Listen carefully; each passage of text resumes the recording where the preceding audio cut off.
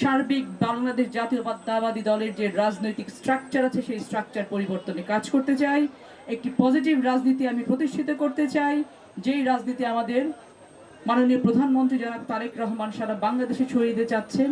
আমি তারই একটি কর্মী হিসেবে সেই রাজনীতি আমি সারা বাংলাদেশে ছড়িয়ে দিতে চাই। আপনারা আমাকে সহযোগিতা করবেন।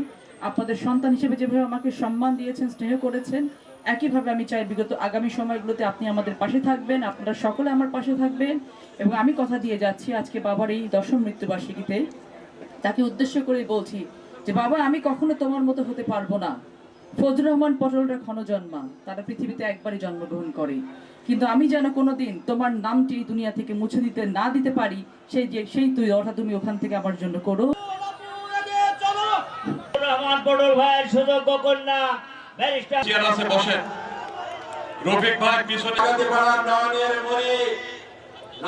নেকমর হোসেনকে মঞ্চে আসার জন্য আহ্বান করে গোপালপুর পৌর বিএনপির সংগ্রামী সাবেক আহ্বান